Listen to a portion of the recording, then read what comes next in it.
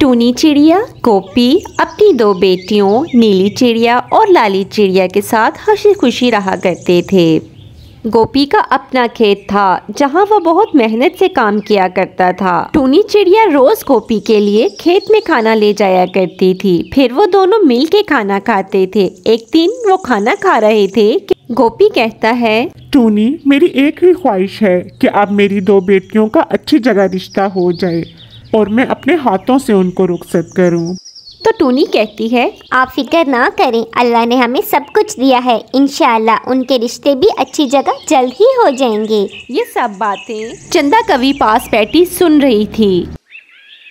चंदा कवि उनके पास आकर कहती है, अरे गोपी, तुम क्यों परेशान होते हो? मेरे पास एक बहुत अच्छा रिश्ता है और मज़े की बात यह है कि वो दोनों भी भाई हैं। दोनों ही साथ वाले जंगल में बहुत अच्छी नौकरी करते हैं। तुम उनसे मिलोगे ना तो तुम्हारा दिल खुश हो जाएगा। अगर कहते हो तो मैं बात चलाती हूँ। गोपी तो ये रिश्ता सुनकर फौरन ही खुश हो जाता है और हाँ कर देता है। तो चंदा कवि कहती है, अरे गोपी, रिश्ते की तो तुमने हाँ कर दी, लेकिन मैं तुम्हें बता दूं, मैं ये रिश्ता कराऊंगी तो मैं तुमसे सोने के कंगन लूंगी, ऐसे नहीं कराऊंगी ये रिश्ता।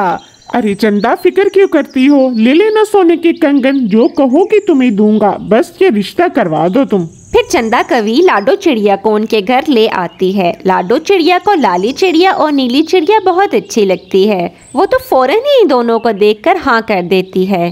गोपी और टूनी चिड़िया भी हाँ कर देते हैं। यूँ सब कुछ खुशी खुशी तय पा जाता है।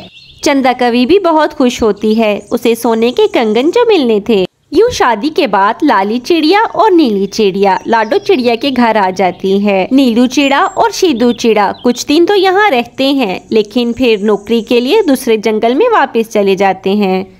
लाडो चिड़िया बहुत लालची थी। उसका ख्याल था कि गोपी का अपना खेत है, वो जहेज में अपनी बेटियों को बहुत कुछ देगा, लेकिन ऐसा कुछ नहीं हुआ। उसने मामूली सी चीज़ें देकर उनको रुखसत कर दिया। ये चीज़ लाडो चिड़िया से बर्दाश्त ना हुई। अब वो गुस्से से भरी हुई थी। अब लाडो चिड़िया को ये दोनों चिड़िया एक आंख ना भाती थी। वो हर वक्त उनको तंग करती थी।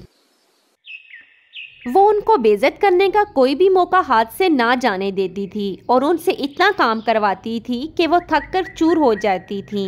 उसका ख्याल था कि यूं बेइज्जत होकर और काम कर कर के वो खुद ही ये घर छोड़कर चली जाएंगी, लेकिन ऐसा बिल्कुल नहीं हुआ। ये तो बड़ी ढीठ हैं, चमगादड़ की तरह चिमट ही गई हैं। इनका तो कुछ करना ही पड़ेगा, ये ऐसे जान छोड़ने वाली नहीं हैं। बस करती हूँ मैं कुछ न कुछ इनका, देखती हूँ कैसे नहीं जान छोड़ती मेरी और मेरे बच्चों की। नीली चिड़िया और लाली चिड़िया जब रात को सो जाती हैं तो लाडो तकिया रखकर उन दोनों को मार डालती है। मारने के बाद वो उन दोनों को बारी बारी गहरी खाई पे फेंक देती है ताकि किसी को पता ही न चले। उन दोनों को मारकर वो दिल ही दिल में बहुत खुश हो रही होती है कि इन दोनों से उसकी जान छूट गई है, लेकिन ऐसा हरगिज नहीं होता। वो दोनों चिड़िया मरने की बजाय भूतनी चिड़िया में बदल जाती हैं। यूं लाडो चिड़िया घर चली जाती है।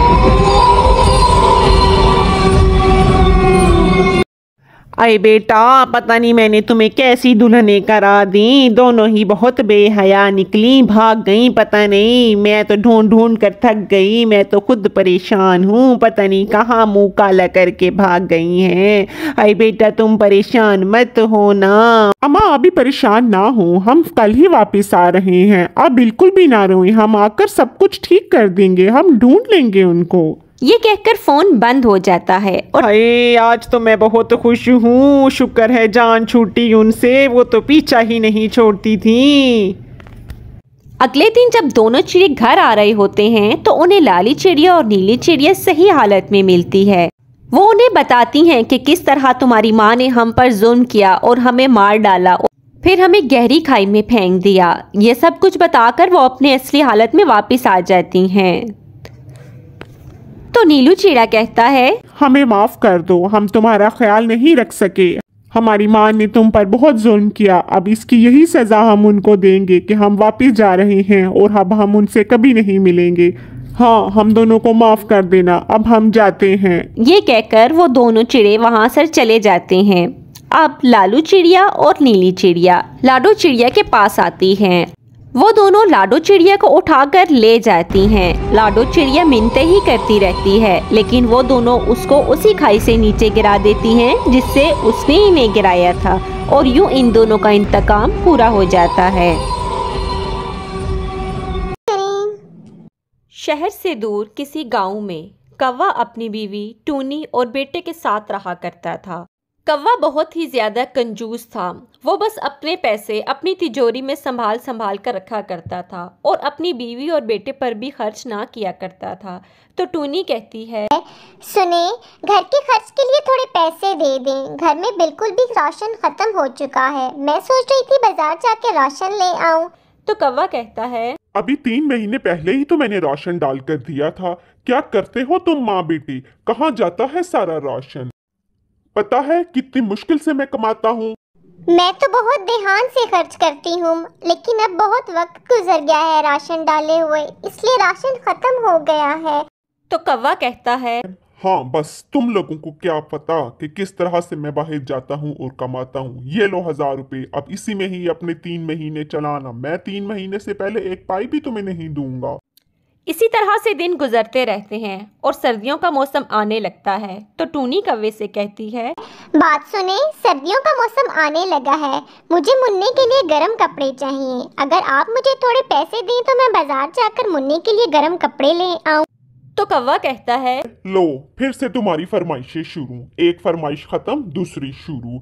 अब तुम्हें कपड़े चाहिए, फिर तुम्हें कोई और चीज चाहिए होगी। मैं किसी कपड़ों के पैसे नहीं दे रहा, उन्हीं पुराने कपड़ों में गुजारा करो। सुन लो मेरी बात तुम। लेकिन पिछले साल भी तो आपने मुझे कोई कपड़े लेकर नहीं दिए और आपने यही कहा था कि गुजारा करो। तो कौवा कहता है, अब फिर से तुम्हारी कहानियां शुरू हो गई हैं। मैंने जो बात कह दी है सो कह दी है। अब मुझसे 1 रुपया भी नहीं मांगना। यूं ही कौवा बहस करता रहता है। तो दूसरी तरफ यार, मैंने सुना है कि कौवे सेठ ने बहुत माल इकट्ठा कर लिया। अब वक्त आ गया है कि हमें उसके माल पे हाथ साफ कर देना चाहिए। कौवे की बात सुनकर तोता कहता है, हाँ, मैंने भी सुना है कि कालू सेठ बहुत ही ज्यादा कंजूस है। वो तो अपने ऊपर और अपने बीवी बच्चों पर भी पैसे खर्च नहीं करता। मैंने सोचा चलो अच्छी ही बात है, हमारे लिए ही जोड़ जोड़ के रखता होगा। तो उसकी बात सुनकर कौवा कहता है, हाँ, यही तो सही बात है। अच्छा ही है, हमारे लिए ही तो जोड़ कर रखता है। तो चलो बस रात को तैयार रहना, आज ही ये काम करना है हमने। जब वो रात को उसके घर आते हैं तो सब सोए हुए होते हैं। वो आराम से कौवे सेठ को नीचे लिटाते हैं और उसकी तिजोरी उठाकर भाग जाते हैं। थोड़ी देर में जब कौवे की आंख खुलती है तो वो देखता है कि उसकी तो तिजोरी वहाँ से गायब है। वो फौरन से टूनी को उठाता है और कहता है, उठो उठो टूनी, ये देखो चोर मेरा सारा खजाना, मेरी मेहनत की जिंदगी भर की कमाई उठा कर ले गए। देखो तो टूनी टूनी, देखो तो मेरा सारा जिंदगी भर की कमाई में चोर उठा कर ले गए। मैं कितना बदकिस्मत हूँ टूनी। मैंने सारी जिंदगी तुम लोगों पर भी अपना पैसा खर्च ना किया और ना ही अपनी जात पर, और आज वो पैसा मेरा भी किसी काम नहीं आया और वो चोर उठा कर ले गए। काश मैं अपने ऊपर और तुम लोगों पर दिल खोल कर पैसे खर्च करता तो आज मुझे अफसोस ना हो।